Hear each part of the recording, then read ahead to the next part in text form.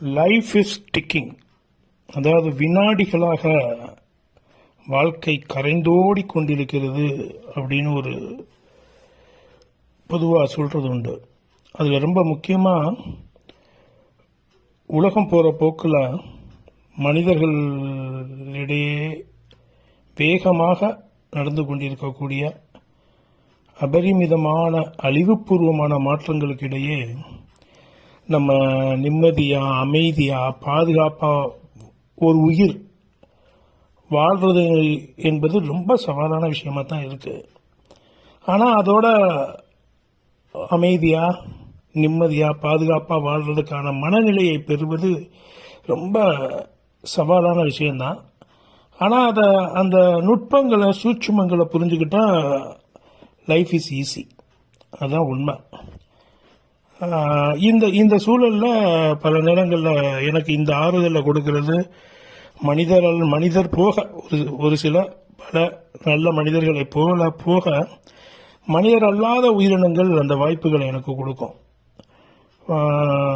அந்த கற்பிதங்களை, அந்த பாடத்தை, அந்த பொறுமையை, வாழ்க்கையில் மேலே இருக்கக்கூடிய பிடிப்பை அந்த உயிரினங்கள் போக, மனிதர் அல்லாத அந்த உயிரினங்கள் போக செடி கொடிகளில் அந்த தேடலும் அந்த மன அமைதியும் நிம்மதியும் கிடைக்கும். பெரிய அளவில் அப்பப்போ செய்ய ஆசைப்பட்டு அப்பப்போ முயற்சி பண்ணியிருந்தாலும் கூட குடியிருக்கிற இடத்துல இப்போ நம்ம வீடியோவில் பார்க்குற மாதிரியான சின்ன சின்ன செடிகளை வச்சு உயிர்ப்பிச்சு அதை விளைய வச்சு அதிலிருந்து தக்காளி எடுக்கிறது, ரோஸ் பூத்ததை பறிக்கிறது, அது முளை விட்டு துளிர்த்து அடுத்த கட்டத்துக்கு போகிறதெல்லாம் ரொம்ப ஆனந்தமான விஷயம். அவ்வளவு அதை ஒரு பொறுப்பாக கடமையாக செய்கிறப்ப அது ஒரு உள்ளார்ந்த ஒரு அமைதியை, ஆனந்தத்தை, வாழ்க்கை பற்றிய தெளிவெல்லாம் கொடுக்கும். இப்படி ஒரு நாள் இப்போ சமீபத்தில் ஒரு வாரத்துக்கு முன்னால் என்னுடைய ஸ்பார்க் அலுவலகத்தில் இருக்க செடி போக இங்கே வீட்டில் செடிகளுக்கு தண்ணி ஊற்றிட்டு இருக்கிறப்ப என்னுடைய அம்மா வயதில் இருக்கக்கூடிய ஒருத்தவங்க அந்த பக்கம் போகிறாங்க. பார்த்த மாதிரி இருக்கு, ஆனால் என்னை பார்த்துட்டே போகிறாங்க. நான் என்னுடைய அந்த போர்ட்டிக்கோ ஒட்டி இருக்கக்கூடிய முன்பகுதியில் செடிக்கு தண்ணி ஊற்றிட்டு இருக்கேன். போகிறவங்க அங்கிட்டு போகிறாங்க, உத்து பார்க்குறாங்க. அப்புறம் தான் கவனிக்கிறேன், அவங்க கையில் ஏதோ ஒரு செடி இருக்குது. என்கிட்ட ஏதோ சொல்ல வராங்க. நான் யாருன்னே தெரியாதவங்கள. போனவங்க நின்றுட்டு கையில் இருக்கிற சிறியானங்கை, இந்த சிறியானங்கை வைக்கிறீங்களா அப்படின்னு கேட்டாங்க. உடனே வைங்க. நான் அவங்ககிட்ட பாசிட்டிவாக சரின்னு சொன்ன உடனே ரெஸ்பாண்ட் பண்ண உடனே வைங்க எது அதுக்கு ரொம்ப நல்லது. எனக்கும் அதை நம்ம சிறியானங்கை பற்றிய மருத்துவ குணங்கள் தெரிஞ்சிருந்தாலும் கூட அவங்க சொல்கிறாங்க சுகருக்கு நல்லது, தோல்வியாதிக்கு நல்லது அப்படிங்கிற மாதிரி வரிசையை அடிக்கிட்டு உடனே நட்டி வைங்கன்னாங்க. அதை உடனே வாங்கி நட்டியும் வச்சுருக்கேன். அவங்க யாரோ அதான் சொல்கிறாங்களே, இந்த குழப்பமான போராட்டகளமான வாழ்க்கை முறையில் யாரோ ஒரு அம்மா எங்கேயோ 4 செடி எடுக்கிறாங்க. அதை எங்கேயாவது போய் பாதுகாக்கணும்னு ஓடி வராங்க. நான் செடிக்கு தண்ணி ஊற்றிட்டு இருக்கிறத பார்த்தோன்னு என்கிட்ட கொடுக்குறாங்க. இந்த சம்பவத்துக்கு முன்னாலேயும் அவங்கள நான் பார்த்ததில்லை, அதுக்கு பிறகும் நான் பார்த்ததில்லை. 2 செடியை நான் நட்டுக்கிட்டேன். அப்புறம் 2 செடியை என்னுடைய ஸ்பார்க் அலுவலகத்துக்கு கொடுத்து விட்டு அது உயிர்ப்போடு இருக்குது. இங்கே விஷயம் என்னன்னா, நம்ம பாதுகாப்பாக பயணிக்கணும்னு நினைக்கிறோம், ஹெல்மெட் போட்டுக்கிறோம், வண்டியை ரொம்ப கீப் லெஃப்ட், நம்ம இங்கே இந்தியன் கான்டெக்ஸ்டில் கீப் லெஃப்ட் அப்படிலாம் வண்டி ஓட்டுறோம்.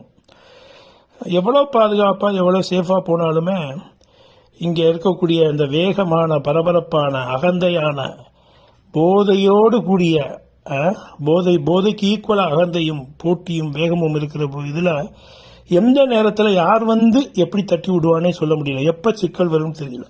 வாகனத்தில் போகிறப்ப மட்டும் இல்லை, எல்லா நேரங்கள்லையுமே. அந்த சூழலில் இந்த போன்ற செடியை நட்டுவது, அந்த செடி விதைகள் போடுவது, அது முளைச்சி வர்றது, அது மலர்றது, காய் கொடுக்கறது, கனி கொடுக்கறதுலாம் ஏதோ சொல்லுது நம்மளை. இதுதான்டா பிரபஞ்சம், இது பூமி. அந்த பூமியில், அந்த உலகத்தில், ஒரு நாட்டில், ஒரு தேசத்தில் நீங்கள் வாழ்கிறீங்க, மனிதர்களோடு வாழ்கிறோம். அங்கே நிறைய அரசியல் இருக்கும், மதம் இருக்கும், ஜாதி இருக்கும், பேராசை இருக்கும், வன்மம் இருக்கும், அகந்தை இருக்கும், எல்லாம் இருக்கும். அதுக்குள்ள என்னை ஈர்த்த ஒரு வார்த்தையை, ஒரு உத்வேகப்படுத்தக்கூடிய ஒரு வாசகமாக, டோன்ட் ஷ்ரிங்க், எக்ஸ்பேண்ட். உன்னை சுருக்கிக் கொள்ளாதே, உன்னை முடக்கிக் கொள்ளாதே. விரிவடைந்தது, விரிவடை, மலர்ந்திடு அப்படிங்கிற ஒரு வார்த்தை திரும்ப திரும்ப இந்த செடிகளை பார்க்குறப்ப எனக்கு தோணும். அடி சம்மட்டி அடி, எதில் வேணாலும் மாறி மாறி அடி வாங்குறோம், வார்த்தைகளால் அடி வாங்குறோம், ஆயுதங்களால் வாங்குறோம், அரசியலால் வாங்குறோம், எதுலையோ வாங்குறோம், செருப்பால் கூட வாங்குற அனுபவங்கள்லாம் உண்டு. அடித்தவர்கள் எதற்காக அடித்தார்கள், எதற்காக இதை செய்கிறாங்க, அடித்தவங்க நியாயமானவங்களா, செஞ்ச செய்கை சரியானதான்னா இல்லை.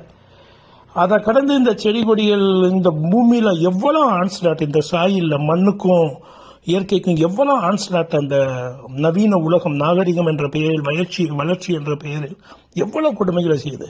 ஆனால் இந்த செடி கொடி மரம் அதை தாண்டி தாண்டி வளர்ந்து வளர்ந்து வளர்ந்து வளர்ந்து வளர்ந்து என்னமாவது கொடுத்துக்கிட்டு இருக்கு. எல்லா செடி கொடிகளும் இந்த மனுஷன் மாதிரி ஈகோ பார்த்துக்கிட்டு வன்மம் வச்சுக்கிட்டு இந்த தானியங்களை, பழங்களை, காய்களை கொடுக்கலன்னா என்ன ஆமாம் மனுஷன். ஆனால் அதே தான், எல்லாத்தையும் தாங்கிக்கிட்டு அந்த செடிகள் எல்லாம் தன்னை சுருக்கி கொள்ளவில்லை, தன்னை முடக்கி கொள்ளவில்லை, மலர்கிறது, வளர்கிறது, மலர்கிறது. So don't shrink but expand, don't shrink but expand. இருக்கின்ற சிக்கல்கள், துயரங்கள், அவமதிப்புகள், காயங்கள் எல்லாவற்றையும் கடந்து அதனால் அந்த தாக்கத்தினால் நம்மை நாமே சுருக்கிக் கொள்ளாமல், முடங்கி போய்விடாமல் வளர்வோம், மலர்ந்திடுவோம் என்பதுதான் அந்த செடி கொடிகளும் இன்றைய பொழுதும் எனக்கு மேலும் மேலும் உணர்த்திய பாடங்கள். நன்றி.